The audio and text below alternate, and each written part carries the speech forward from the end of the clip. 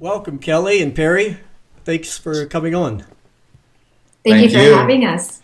So tell us a little bit about yourself, and then we'll sort of open this conversation to set the tone and the direction of it.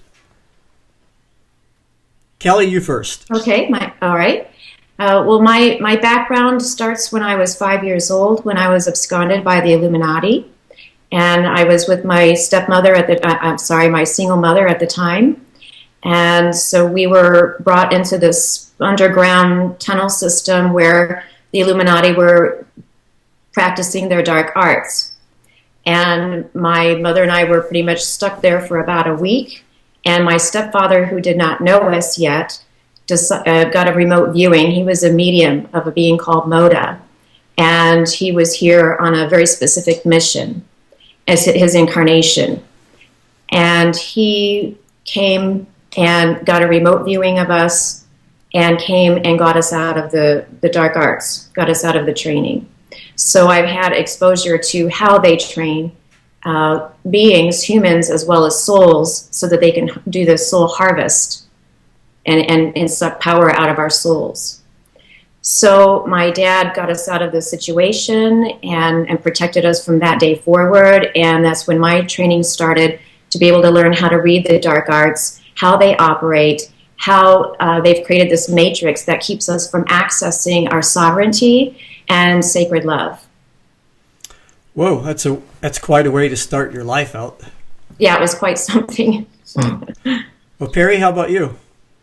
Let's see. How do I encapsulate it? Generally speaking, I was just I was brought up in very orthodox, strict religion, parochial schools, rebelled in my college years, became a hippie and an anti-war activist, did a lot of work at those times with hallucinogens of different sorts, moved on from there to Eastern religion in India and meditation practices, contemplative practices, on from there into shamanism, entheogens, and all the while studying the different divinatory arts, tarot, Kabbalah, palm reading, astrology. Did a lot of explorations and continued to use a lot of the language that I learned over those studies. Now my focus is more on presence, on magic, what I would call 5D magic, pure intention, no agendas, ceremonial states, sacred space, and trying to be helpful here in this changing time. All right. Well, it sounds like you've been busy up to this point. Yeah, I can't stop. Well, how I would like for this to go is, as I look around in the world, it seems like there is several camps of how to look at what we're going through. One are the quote-unquote spiritual positive thinkers. And with them, you can't even discuss what I want to talk about with you. And it's a matter of, I very seldom quote from Middle Eastern quotes, but they say, believe in Allah, but tie up your camel first. There is a balance here. It seems like we're looking for a new way of thinking, a new consciousness to even grasp what I think we're going to get into here. And it has to do with holding the light, but paying attention too. I remember June Barlow talking about the fact that you can't start from the highest chakra. You have to start from the root chakra, where all of the darkness is, and transform that and work your way up. And it's not an easy task. And where this comes in is with ETs and extraterrestrials, and talking with people like David Icke, with the reptilians and the Illuminati. There is a very dark side to what's happening, and I think we would be remiss as spiritual beings coming into our full power to just ignore it or pretend like it's not there. And the danger of I see what's happening is that as people even people that are letting go of religious beliefs and their idealism and their nationalism and starting to think about extraterrestrials, it's becoming another religion based not on fact or experience, but on wishful thinking with the same template as the religion they just gave up. So I'll just leave it there and tell me what you think. This is your specialty, really. Oh, well, I agree with you, Rahasya. There's one of the pitfalls that I see in the New Age, and this is a funny term, New Age, and it covers too many variations, as you noted. The different types of approaches to this whole idea of consciousness and the ascension, for instance, and ultimates of any kind spiritually. What I'm finding and what I have been emphasizing, Kelly and I have both worked with this a lot, is collapsing the time model into a spherical model of accepting and embracing all parts of duality instead of shunning it and trying to rise above it in the classic ascent model, which you will see in most of the world religions today.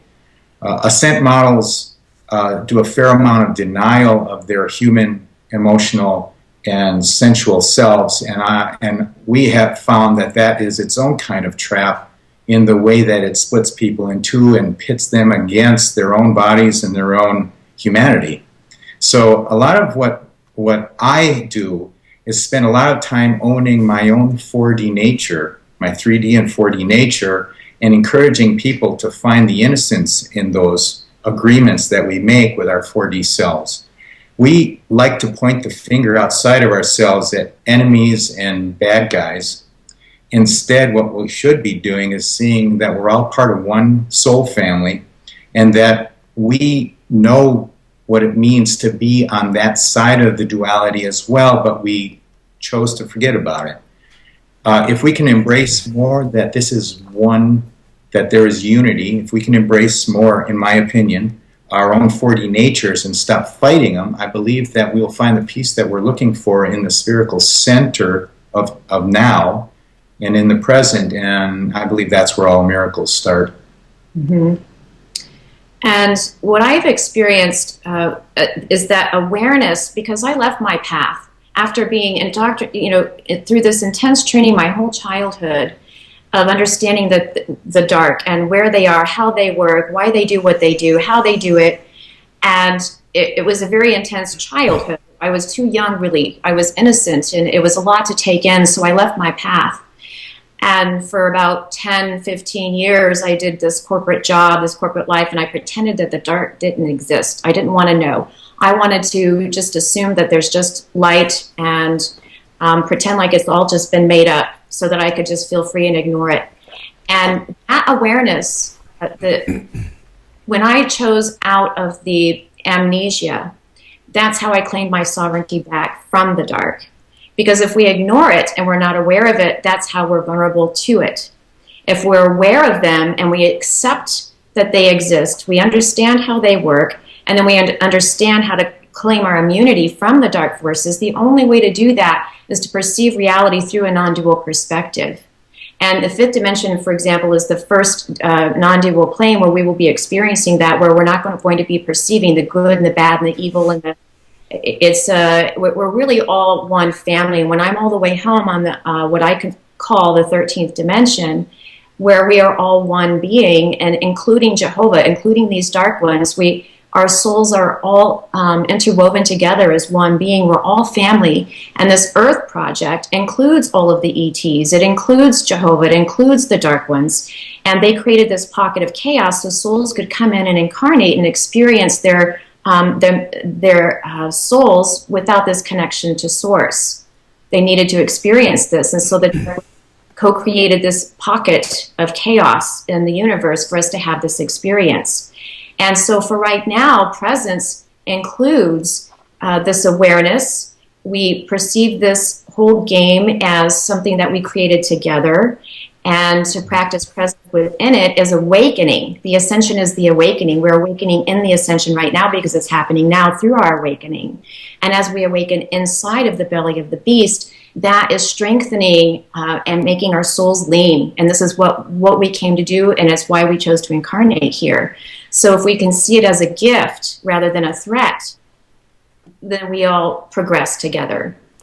Yeah, I know in my life, I've been in a lot of situations where it's been an adventure. And I've noticed the people that were with me was gung-ho for the adventure, but some of them were petrified. And what changed the whole thing was fear. The level of fear, as it went up, the level of adventure went down. Yes. And my existence is an adventure. You know, I really don't have a whole lot of fear. I have concerns, you know, like I think anybody would. But I think one of the things we have to do is really transform fear to open up. Even now, like talking to you two, I feel something in my chest area. And this has only been happening, I would say, the last 2 years of my life. It's not, I'm not sitting here constantly thinking about the next thing to say. I'm just listening to what you're saying without thought. And then my heart comes in and does something that comes up as thoughts and words. And that's new for me because I've always been a mental case, as they would say, you know. But this has been a nice transition for me. Yes, it's a powerful frequency when we're not letting fear consume our emotions. And you can fine-tune it and turn it right into an adventure, like you said. And so if you can imagine at the top of a roller coaster, and you can either panic and go right into the fear, or you can turn it right into an excitement and enthrallment. And so this is really the waves that we're surfing right now. These transformational waves is creating a lot of change within ourselves where we're excavating all of these fears so that they can come out and be released. And that is the surfing of the waves so that we can be aligned with the frequency of love. And that is the frequency of sovereignty. And it's untouchable. It's invulnerable.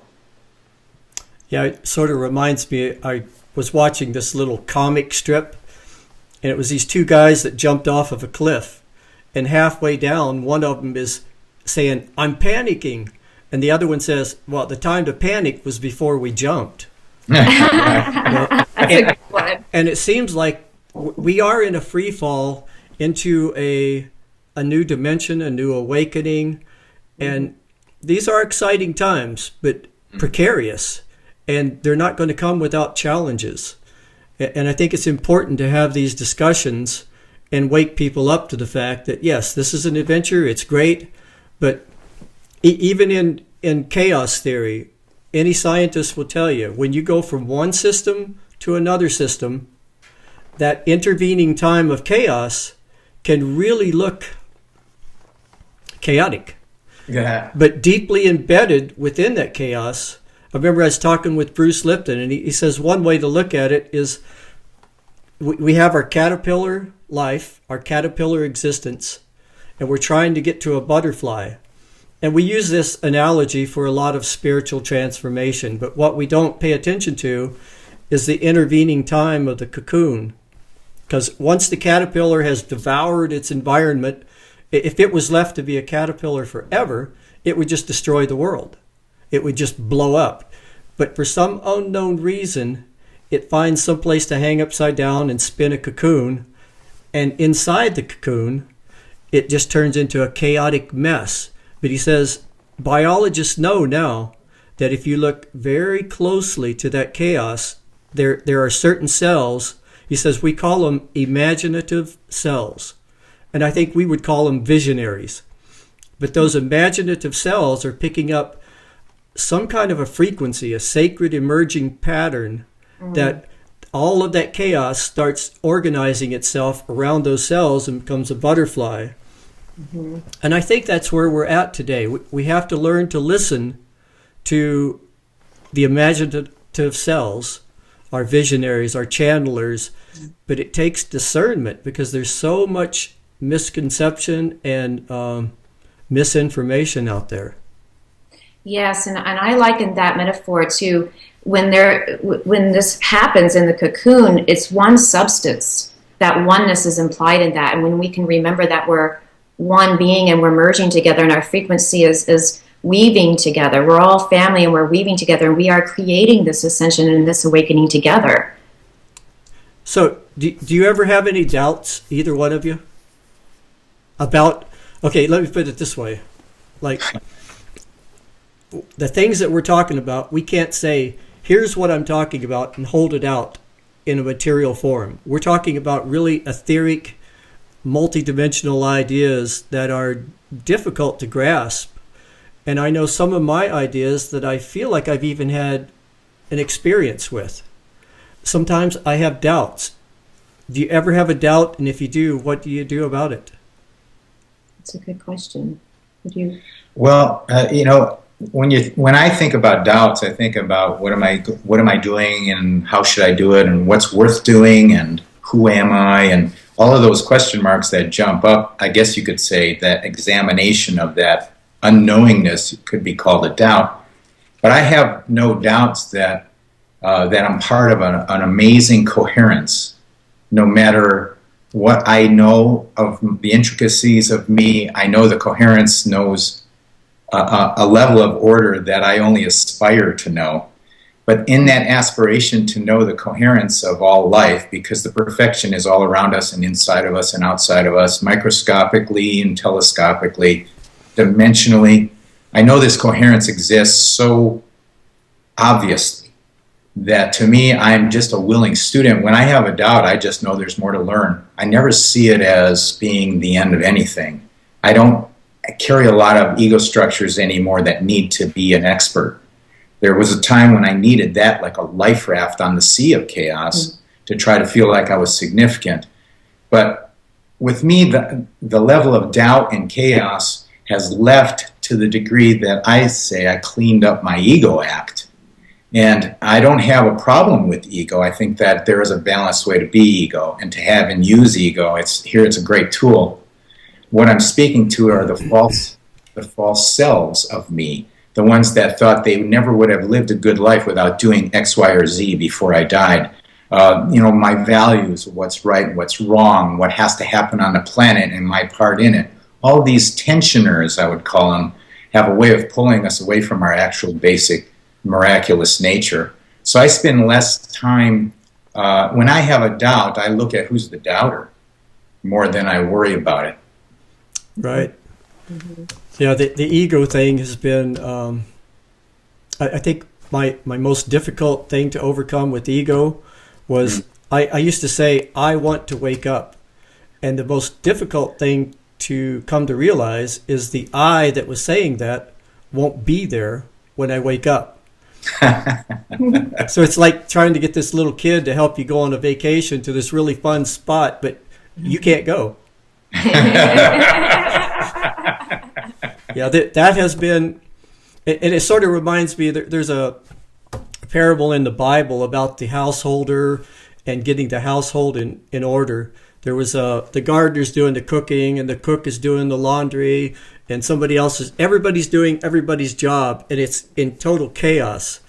And the parable says that you need to find one person in the household that's willing to be the steward, the boss, temporary boss, and give everybody their job, put the household in order, and be ready for when the master knocks at the door to even give up that job as the steward. So I've been in a search trying to find my own ego that's willing to come to grips with this and realize that this is a manifestation of mind for the most part. And I think I've made a deal with it to where its eternal life, if there is such a thing, is going to be in the memory of that projection that projects all of this. That's exactly it. The way that I deal with, I navigate my life through my connection to Source. When we're incarnate in 3D, we must have a very strong umbilical cord to Source. So I commune with this being through the language of love and appreciation and gratitude, and then I ask questions so I can have a continuous dialogue with what I call source, and then there's source self, which is our higher self, and our fifth dimensional guides or multidimensional guides.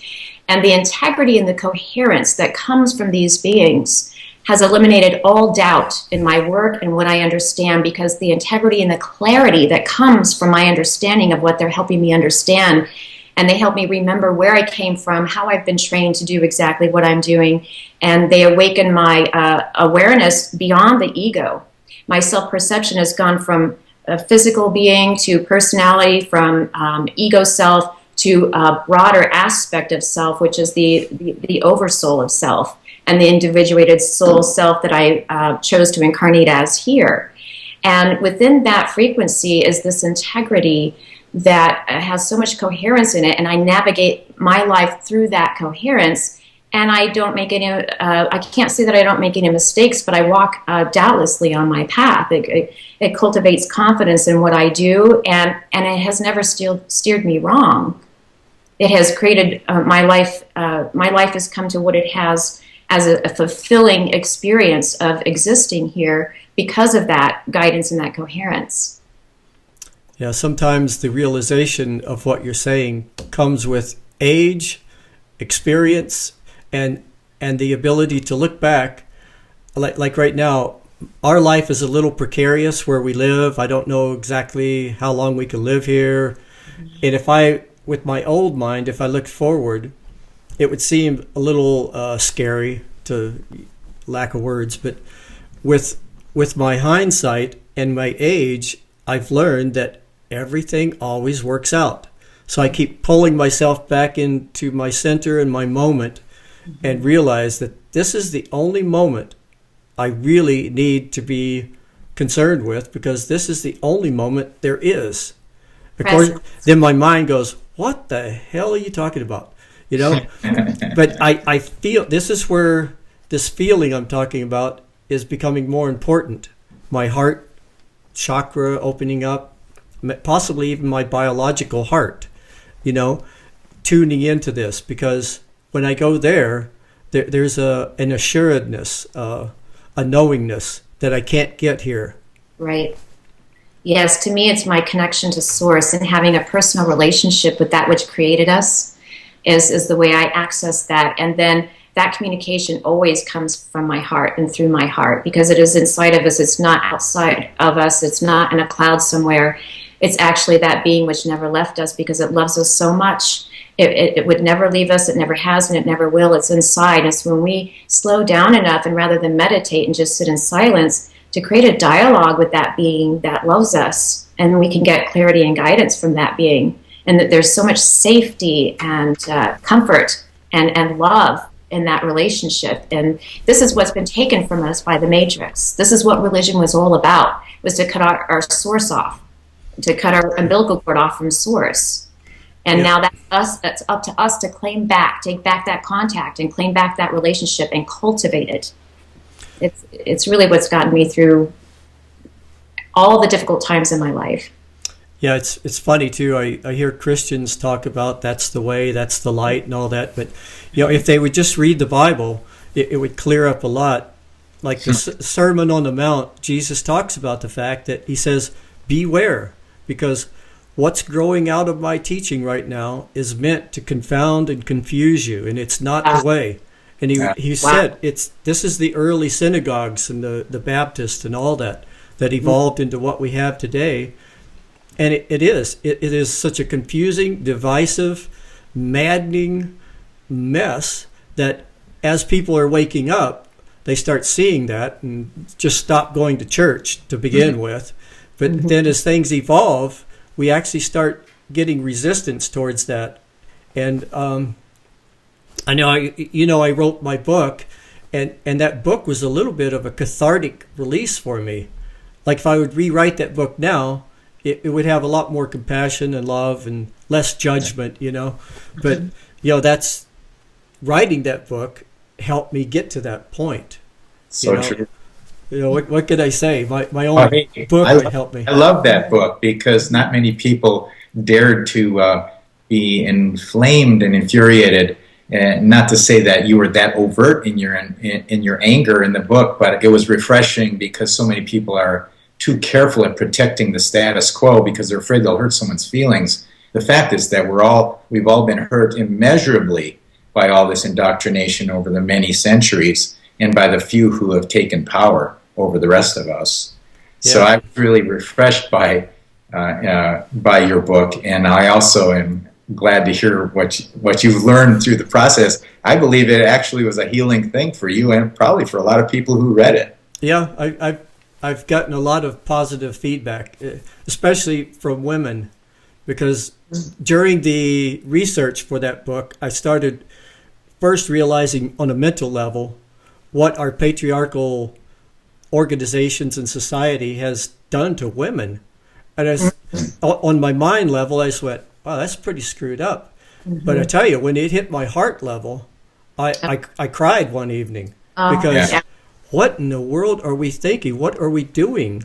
Yeah. If we can't even get along with our other part of our humanity, how can we even think about running a planet or ascending to a higher level? Mm-hmm. It was amazing that what I went through just by letting my heart tune into that one aspect. It's the biggest piece because the divine feminine was kicked out of the Garden of Eden. The divine feminine was the frequency of that. The precious sacred feminine was kicked out of the system and used against us. And after December 21st, the divine feminine is back in charge through the earth being in charge now. The matriarchy is in charge now. And women are nowadays tuning in to that frequency and claiming our sensuality back, claiming sacred love back. This is a really big piece, and Perry and I are now writing together on this. Because how many role models do we have that exemplify sacred love together? A woman feeling her sensuality and feeling safe and sacred in that sensuality, the self-appreciation of her gender. This has been a very hard piece. And so to replace the lack of sacred love in our society, especially in America, but it's really all over the globe, it's even worse in Africa and the Middle East. So to replace that, they're defiling the feminine, massive rape, clitoral circumcision, as well as then in America we have porn and movies to replace the role models of what sacred love could have been. And now look at what we've got. How many relationships do you see out there where there's two people in love with each other and still have passion for each other and creating the practice of sacred love together consciously? It's a lost sacred art, and this is part of what we're doing now as well, is to claim that back. Exactly, Kelly. And this is what I said in my book. Whatever the powers that be, whoever they are, the two things that they didn't really take into consideration was females waking up and the internet. As long as we can do this and talk about these things, that's going to be the hinge pin that's going to pull the door off the hinges. Yes. Mm-hmm. Yes. Yeah, we definitely need to get people, like, we have a lot of women in positions of power, but they're not really in positions of influence yet. We don't quite let them get there, and that's what needs to take place. And this goes for men too. As we balance our feminine out, it's not really, now I'm going to talk from a higher level. It's not really male-female. It's aspects of male-female in us that has to come forth. Yes, absolutely. And for women to embody their divine feminine, they need to soften their, because what has happened is we've gotten resentful. It's this unconscious resentment that we have towards men because we've been defiled, disrespected. And for us to soften and fully embody the sacred feminine, we need to forgive the whole role of the patriarchy. And that's intense. I've had a lot of intense journeys with that one, and it is very emotional, but it's required for us to forgive so that we're not holding any kind of resentment, so we don't have any power plays together. Because Perry and I were going through this process together with healing the genders within and equalizing, for me to equalize my divine masculine and my divine feminine so that my masculine isn't in charge and trying to protect, try to prove that I'm right or force him into respecting me equally. I had to soften for him to have respect for me. And throughout this softening of my divine masculine, my divine feminine comes through, and then he wants to respect me because it's harmonizing his divine feminine. Right. Yeah, especially since you are mirrors for each other. Yes. And that would allow him to be more into his feminine and soft side, you know, not to have to conflict and combat. And of course it goes conversely too. The whole we have one of the things that we're writing to right now and developing is what we call restoration of the archetypes. And what that means is re-establishing the divine masculine and divine feminine archetypes so that we have a pattern with which to kind of restore our own misguided, distorted idea of what it means to be masculine or feminine. And what we've both found and have been working with over the last years has been in this kind of sacred love context where you have sacred space going on, that if the masculine is not threatened by the feminine, and if its ego is not in charge, and if the feminine is not angry and betrayed, that there's this kind of give and take that goes back and forth, where a big role for the masculine, for divine masculine, to allow divine feminine to show is to create this respect, to realize that the gifts of divine feminine will not come out until the environment is safe for that to come out. And for that to happen, it can't be, the respect has to be deep. It's got to be real, because women are too intuitive to try to fool. Yeah, it's you can't do it, huh? No. That also comes with the age of retrospect. Yes. Yeah. So I think another thing to think about with the feminine is that is a template, and that same template has been overlaid on our organizations, our nations, and it actually is at the basis of slavery and everything else. And this goes way, way, way, way back to the early days of the gods, because they're the ones that sort of invented this slavery thing, and even wrote in the early writings how we could beat our slaves, we could take slaves, and of course we have to be careful not to beat them in the mouth or eyes, because, you know, that takes away their value. This all comes from a master-slave relationship that was originally set up, I think, by extraterrestrials, an advanced civilization that came here and pretty much laid the template for this. Of subservience. Yep. Yeah, it's been this way ever since. But now as we're waking up and trying to dissolve and dismantle this template, I think the first thing that we've been dissolving are the belief systems that it's created. And now we're starting on the nations. You know, we're starting to see nationalism with a little bit of distaste, because we have this slavery kind of attitude with other nations.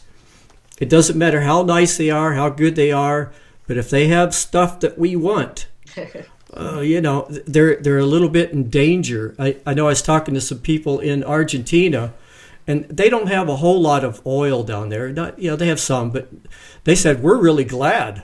You know, we're really glad we don't have natural resources, because, you know, you guys will be coming down here. Yeah. And we need to get over this, and this is the oneness that we're talking about, I suppose. I think another thing I'd like to get into, have you gotten into the holographic nature of our reality a little bit? Mm-hmm. You know, it seems like scientists, from the double slit experiment, they've realized that our consciousness interacts with subatomic particles, and some of the more recent experiments says that not only does it interact now, they can set up and design these experiments, and they've noticed that it goes back in time and changes the original experiment, like random event generators and even the double slit experiment. They've done really rigid experiments and research that says our consciousness can go back in time and change results. And some of the really recent, the last few months, the accelerator, they've been trying to find the meaning and source of gravity.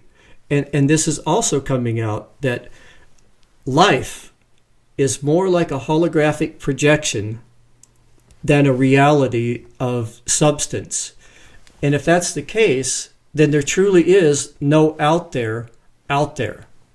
It happens in our mind, and it happens in our mind from some kind of a projection coming down, and our mind encapsulating that energy from a holographic dimension, and we actually project that out. Absolutely. And perceive it, and then it comes back. And they've even done functional MRIs where they know for sure, like, for instance, if I hold my hands up and I say, okay, I'm going to alternate, but I'm going to close this hand, then this hand, and randomly.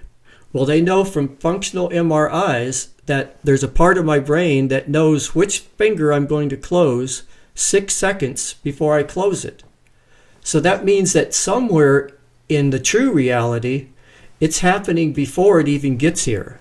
Mm-hmm. And I think that this is something that destabilizes almost everything when you start realizing this, because on this side of the projection, we're really limited on what we can know. And I think that's important to understand, because it's on the other side of the projection we're trying to get and find out who the projectionist is. Okay, so the way I experience it, the anatomy of the soul, this is in Liquid Mirror.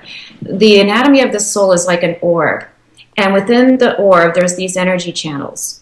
And light is emitting from the center, and this is life force energy. This is your pure identity, your life force energy. This is the life force energy that comes from source. And awareness and presence is within that frequency. Now, the mind are the energy channels. This is where the mind is. Scientists can't find it in the brain. It's in the mind. So we incarnate and we cultivate, we absorb and contaminate our minds through absorbing all of these imprints from the matrix. So lack of self-worth is the main core frequency that keeps us from experiencing this frequency. Now, as life is the mirror of our projection. So our minds are creating our reality. And we have the overall mind where we all agree that this is a tree, this is a plant, this is a table. That's the one true projection that we've all agreed upon. Now within that, we each individually can change our pasts so that our mind isn't operating from our past.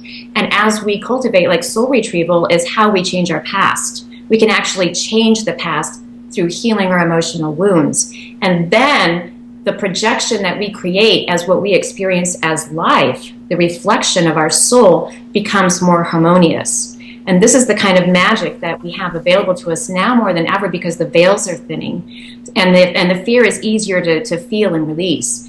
And then within that, then we're cultivating our experiences through a satiating experience of creativity and enthrallment with living. And then the projection that we create ends up being more satiating because our relationships become more satiating, because relationships are a reflection of the harmony within the soul, and that's what they're designed for, so that we can understand where our wounds are. So whenever we have conflict in life, that is a red flag to point out when whatever energy is blocking our energy channels that keep us from having a creative access of that free-flowing energy, because we can consciously project the reality that we want. Yep. Kelly, everything you're saying right now, I'm starting to grasp a little bit, and I'm starting to think that it might be true. But what got me here wasn't believing it or a need to believe it. What got me here was realizing that we have created a reality in 3D dimensional world that is so complex that we're never going to figure it out. Like Einstein said, we're never going to come up with the solutions from the same level that created the problems. Mm-hmm. It's impossible. There's a saying that only drowning sailors can see God. I feel like I was drowning. I feel like there was nothing that I could do on this level the way I was. So this is what's made me reach for what you're talking about. And as I'm reaching, I try to validate each step as I go And I think if I ever do get there, I'll look back and realize, oh, I could have come here just with one easy step. But no regrets. Yeah. It's all process. It's all stepping stones, all for this experience of awakening. If we woke up in a snap, it would be boring. And maybe that's part of the holographic projection. To come here and to make this really real, we would have to forget that it was a projection. Otherwise, it would be sort of meaningless. I mean, it'd be like sitting in your living room playing Nintendo and, not quite really getting into it. And you have to admit, we've gotten into it. Yes. Oh, yeah, we're here. We're into it. The thing is that 5D is already here. Harry and I, the work that we do together with our intentions, and we create sacred space, and we cultivate a place to where we can express our love for souls, our love for each other, our love for family, and we create intentions. And every intention that we've created thus far have come true. We are already here in this frequency of the fifth dimensional reality if we claim to have access to it. And then that's where the magic begins, that freedom begins, that exuberant expression and creativity begins there. And it's here, and it's accessible to all that choose to drop into that frequency and that creativity. But first we have to do the groundwork so we don't have the mind and the contaminated mind keeping us from that. So how much control do you think that the Greys still have as far as siphoning off energy and possibly even fragments of our spirit? For me, none whatsoever. If we buy into that, then they can. But if we don't buy into that, they can't. And so, yes, I understand that there are beings that aren't aware of how to claim immunity from those beings. And at the same time, there's less and less and less and less and less of that happening. Yeah. Can I speak a little bit to this, Rahasya? One of the things that there's a couple of really stark differences in the New Age, and one of them is less known than the other. The one that's predominant is another ascent model that looks a lot like Orthodox religions. They've just supplanted the God of the old books with the New Age versions of that, which would be higher intelligences or other dimensional beings or ETs.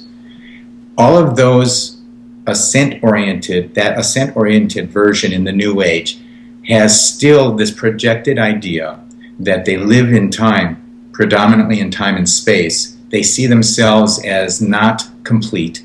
They see themselves as being unworthy and unfinished.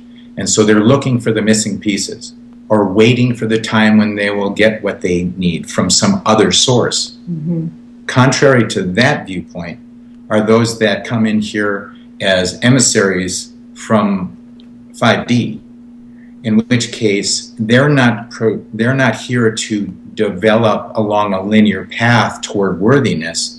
They're here to awaken inside of 3 and 4D with and imbue and embody fifth dimensional virtues here. So where we see most people clamoring toward higher ground, we see it as being awakening to something that we already are. And in that awakening process, we find that all the power is right in our consciousness in the present, and that everything that looks like a task before us can be mitigated just through changing our beliefs and our frequency. So we spend more time imagining who we are as 5D beings as an exercise to step into the role of creators. That we are not running one probability here in our lives. We all have agreed on some. There's some main arteries of probabilities here. But you or I or Kelly or anyone who is listening to this can change their entire lives just by changing their viewpoints of what they are as soul, what power they possess as a piece of God itself. If they awaken more to that part of their natures, their lives will seamlessly veer in a different probability line that will exemplify more grace.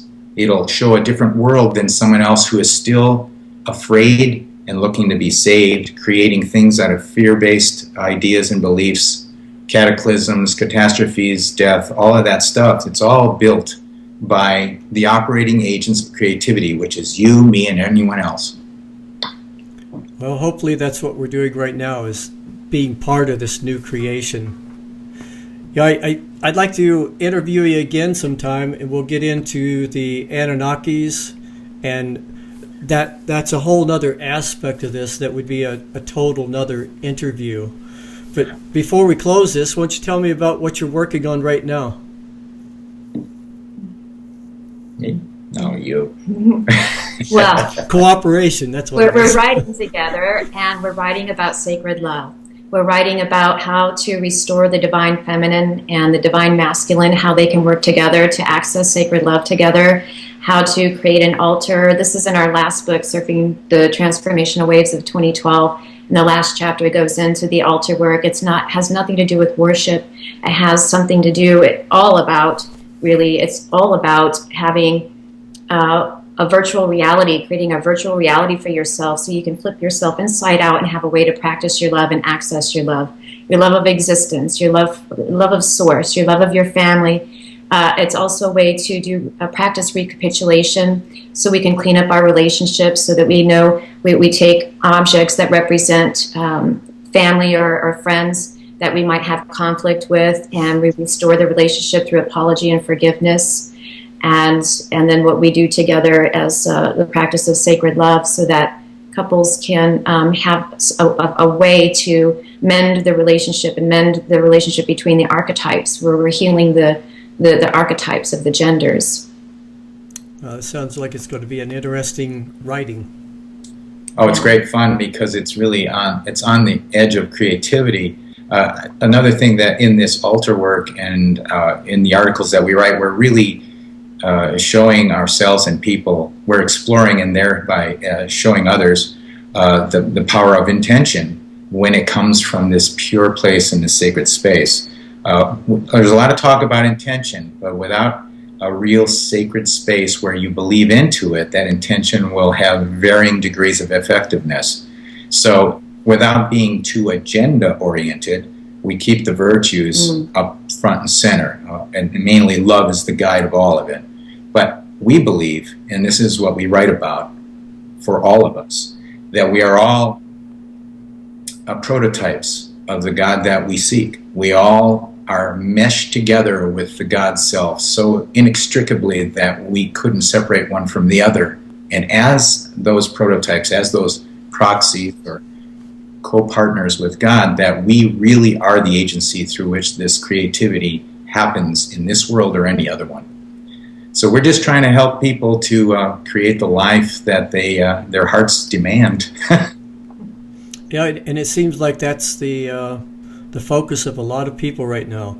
The focus is of service and helping, and even on a biological level, we've noticed that if there's a cell that's sort of sick or low energy, other cells gather around it and vibrate energy into it. And if it's going on a micro level, for sure it should be going on a macro level. And I think that's what we're waking up to, is the fact that we live and breathe and have our being within the body of God, whatever God is. This is an alive universe in which we are a component of, and integrating into it a step at a time. Like we integrate into it with relationships first. That on an atomic level, that would be atoms coming together to form a molecule. But it goes on from there. Molecules form cells, and cells form organisms. And I think as we do this, we're reaching out beyond our individual relationships and building a communal relationship. And that community grows until other communities doing the same thing eventually touch. And then we can overlay the whole thing with, I guess you would call it enlightenment. Oh, that's beautifully said. Beautiful. Yep. Well, I think this is what's happening, and conversations like this really help. And I'll leave it with this. I was talking to Barbara Marx Hubbard, and she said one of the most important things about talking like this and putting it out on the internet is because the field the electromagnetic field up there encapsulates all of this. And as this goes up and hits satellites and is being broadcast all over the planet, the field absorbs all of these thoughts, all of these intentions, and feeds into this grid. And every thought we put out there affects every other thought. Absolutely. Frequency is frequency, and frequency emits, and emotion emits frequency. That is the human translation of energy, and it's the language of the soul. So as we master our emotions, we master our frequency, and that frequency that we emit contributes to the whole. And it's beautiful. Well, really. you two have emitted some really great frequencies today. Oh, thank you. As you. Thank you very much for being here. Our pleasure. All right.